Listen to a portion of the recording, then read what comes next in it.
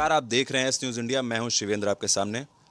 आज हम बातचीत करेंगे उत्तर प्रदेश कांग्रेस कमेटी के महासचिव श्री सैफ अली नकवी जी से, जो अभी हाल फिलहाल में ही प्रदेश के महासचिव बनाए गए हैं। तो सबसे पहले हम उनको बधाई देते हैं।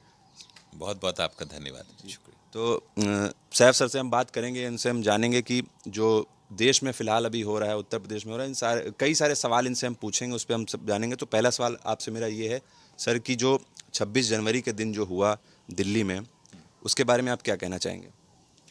देखिए, 26 जनवरी के दिन दिल्ली में जो पेश आया, वो जो घटनाएं हुई, तो इसको दोनों पहलुओं से देखने की ज़रूरत है।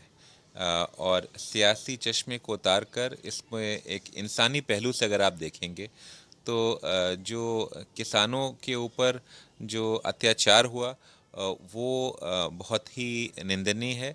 और जो हमारे पुलिस वाले घायल हुए, उनको जिस तरीके से उनको चोटें आईं, वो भी जो है कठोर शब्दों में उसकी निंदा करी जानी चाहिए। जी। और जो योगी सरकार ने जो आदेश दिया इसके बाद कि गाजीपुर बॉर्डर को खाली कराया जाए, जी। पूरे यूपी के जितने भी बॉर्डर हैं सबको खाली कराया जाए, इसके बारे में आप क्या कहना चाहेंगे? देखिए, मेरा एक मानना है कि कानून व्यवस्था जो है वो एक स्टेट सब्जेक्ट होता है। और जिस तरीके से किसानों के ऊपर सबसे पहले जब किसान वहाँ पहुँचे तो पानी की बौछार हुई। उसके बाद किसानों को प्रत्यारित करने के लिए उस एरिया में जो है वो इंटरनेट कनेक्शन काट दिए गए, वहाँ पे बिजलियाँ काट दी गईं, वहाँ पे किसानों को एक तरीके से बैरिकेडिंग के अंदर उनको कैद कर लिया गया, वो इसको ओपन जेल बनाया गया।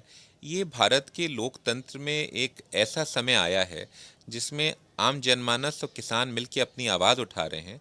और ये कह देना कि हम कोई बॉर्डर बंद कर देंगे, ये कतई भी किसी तरीके से लोकतंत्र में जो है वाजिब बात नहीं है।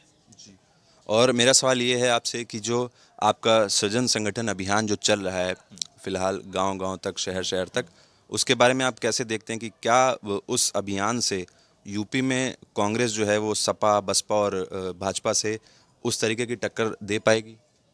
अ, देखिए, कांग्रेस की जो नीति है वो बहुत स्पष्ट है और बहुत सटीक है कि कांग्रेस पार्टी जो है वो आम जनता की आवाज़ बन के सड़क से लेके सदन तक, जब से प्रियंका गांधी जी महासचिव बनी हैं और अजय लल्लू जी अध्यक्ष बने हैं, वो आवाज़ गूंज रही है।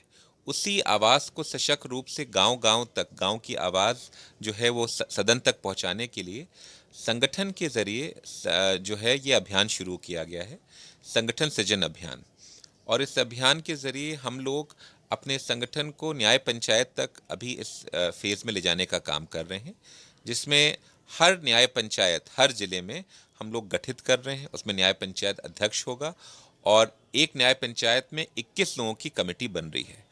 और जब ये कमेटी बन जाएगी तो उसके बाद हम लोग जो हैं वो ग्राम पंचायत की कमेटी का संगठन सृजन शुरू करेंगे। जी। और युवा हमेशा से ही बहुत अहम रोल अदा करते हैं भारत की राजनीति में। यूपी में भी खासकर बहुत अच्छा रोल प्ले करते हैं वो। तो युवाओं के लिए आपको क्या लगता है कि एक कांग्रेस पार्टी की तरफ से 2022 के इलेक्शन से पहले क्या रणनीति होगी युवाओं को अपनी तरफ आकर्षित करने की? देखिए, ये हमारे देश और प्रदेश की विडंबना है कि चिराग तले अंधेरा। आज भारत एक युवा राष्ट्र होने के साथ साथ युवा शक्ति का प्रतीक बन सकता था। पर पिछले कुछ साल में जो सुनियोजित तरीके से जो है सरकारी जो स्कीमें आईं, सरकारी योजना आई, वो धरातल पर किसी भी कारणवश नहीं उतर पाई। और उसका कारण था कि हमारी शायद नीयत और हमारी जो किस्मत थी, उसमें हमारे जो कार्य करने की क्षमता थी, उस कार्यकुशलता से काम नहीं किया गया। और उसका कारण था कि आज बेरोजगारी दर जो है 45 साल में सबसे ज़्यादा है। और हम लोग इस वजह से जो है वो ना सिर्फ पिछड़ गए, आज बांग्लादेश जैसे मुल्क से हम लोग पीछे पहुंच गए, नेपाल जैसे मुल्क से पीछे पहुंच गए।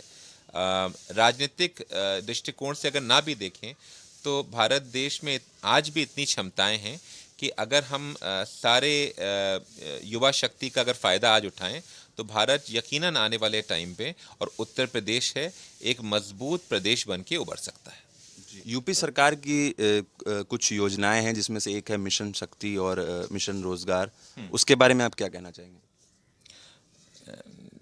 देखिए, जो उत्तर प्रदेश में जो आंकड़े कह रहे हैं वो आंकड़े मिशन शक्ति की असलियत बयान कर देते हैं।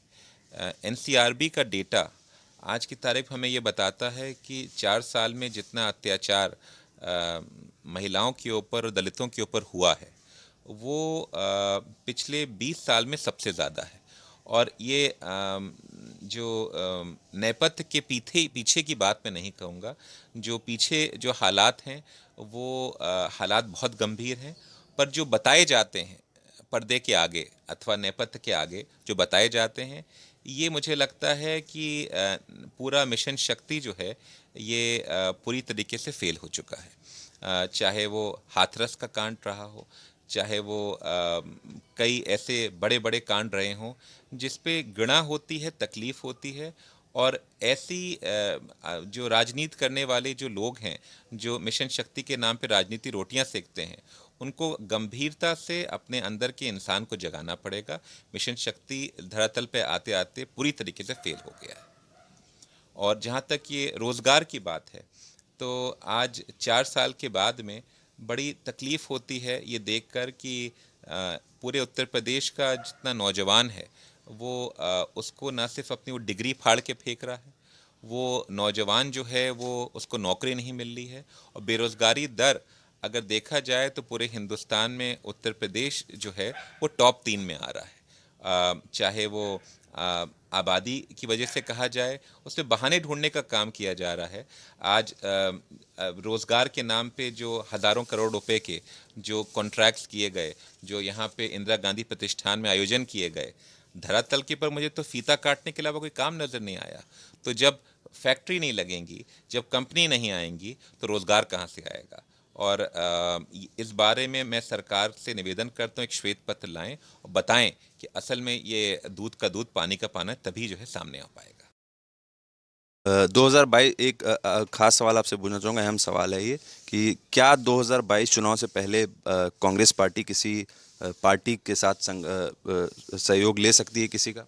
देखिए, इस बारे में हमारे राष्ट्रीय नेतृत्व ने बहुत स्पष्ट रूप से इस बात को कह दिया है और बहुत स्पष्ट रूप से इस बात को ये बोल दिया है कि हमारी पार्टी जो है वो कतई किसी भी तरीके से गठबंधन नहीं करेगी। हमारी पार्टी जो है वो पूरी सारी सीटों के ऊपर प्रियंका गांधी जी को के हवाले ये फैसला कर दिया गया है और उन्हीं ने बहुत ईमानदारी से कह दिया गया है कि सारी सीटों पे जो है वो हम अपने प्रत्याशी लड़ाएंगे, उसमें युवाओं को प्राथमिकता देंगे, जो संगठन में जिन लोगों ने काम किया है उन लोग को आगे लाएंगे और ये निर्णायक सेमीफाइनल 2024 का 2022 में इसकी शुरुआत करेंगे। जी। तो मेरा आखिरी सवाल आपसे ये है कि क्या 2022 में आपको हम चुनाव लड़ते हुए देख सकते हैं विधानसभा का? देखिए, जो हम लोग की मैं लखीमपुर खीरी के एक पलिया कला असेंबली जो है उससे चुनाव लड़ा था और इन पिछले 4 सालों में विभिन्न मुद्दों के ऊपर मैंने ना सिर्फ किसानों के लिए, मज़दूरों के लिए, गन्ना जो वहाँ पेमेंट नहीं होता उनकी लड़ाई, हमारे थारू भाइयों की लड़ाई और अब हमारे जो किसान हैं वहाँ पे और सिख भाइयों की लड़ाई, ये हम विभिन्न मुद्दों पे उठाते रहे हैं। किसी ने एक बात कही है और इस बात पे मैं अमल करता हूँ क्योंकि हमारे पिताजी पूर्व सांसद नकवी जी ने बताया है कि हमेशा चिराग बनने की कोशिश करो। किसी ने कहा है और ये कहे कि खिदमत का जज्बा अपने अंदर जारी रखा कि मेरी ज़िंदगी यही कि हर किसी को फैज़ पहुँचे, मैं चिराग रह गुज़र हूँ, मुझे शौक़ से जलाओ।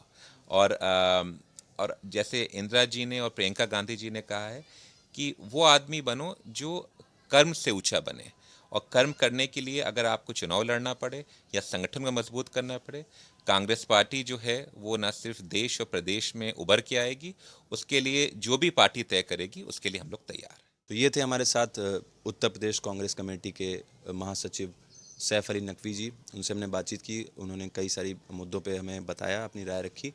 तो बाकी खबरों के लिए चैनल को सब्सक्राइब जरूर कर दें, एस न्यूज़ इंडिया को बेल आइकन ज़रूर दबा दें ताकि आगे की वीडियोज़ की नोटिफिकेशन आपको आसानी से मिल जाए।